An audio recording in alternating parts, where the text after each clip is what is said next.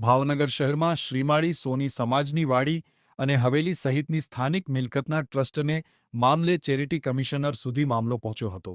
Charity કમિશનરે જૂના trustee પૈકી એકને નવા ટ્રસ્ટી મંડળના સમાવેશ કરવાના બાકી છે નવા ટ્રસ્ટીઓની નિમણૂક મામલે ઓર્ડર આપ્યો હતો। જો કે જૂના ટ્રસ્ટીઓ પણ પહોંચ્યા હતા ત્યારે નવા અને જૂના ટ્રસ્ટી વચ્ચે શું નિર્ણય થાય છે તેના પર સૌની નજર છે। જો કે નવા ટ્રસ્ટીઓને નિમણૂક ઓર્ડર સાથે વાડી પર કબજા અંગે કાર્યવાહી હાથ ધરાઈ હતી।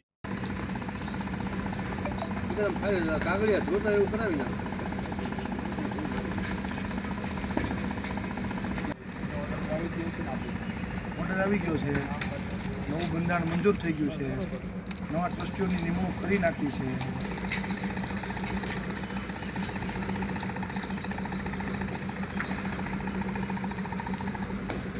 એના અનુસંધાને સંયુક્ત ચેરિટી કમિશનરશ્રી કચેરી જે છે સંયુક્ત ચેરિટી કમિશનરશ્રી આપણને આપણી વાત માન્ય રાખી ગયા। મારું નામ હિરેન રમેશભાઈ ધાંગધ્રિયા, વ્યવસાય વકીલ છું અને શ્રીમાળી સોની જ્ઞાતિનો જ્ઞાતિજન છું।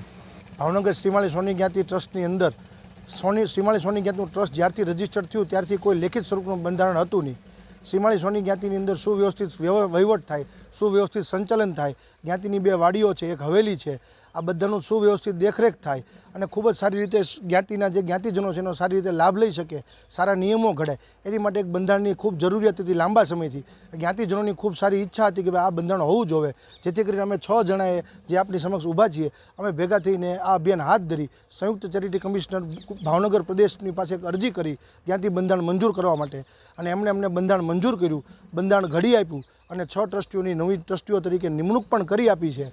હવે અમે લોકો આ બંધારણને એની આધારે આગળનો વહીવટ આગળ જે નામદાર ચેરિટી કમિશનર સાહેબે જે હુકમ કરી આપ્યો છે એ મુજબ અમે કરશું અને સર્વ જ્ઞાતિજનો ખૂબ ખૂબ સાથ સહકાર આ બંધારણની અંદર અમલવારીમાં અમને કરે એવી અમારી બધાને અભ્યર્થના છે, પ્રાર્થના છે।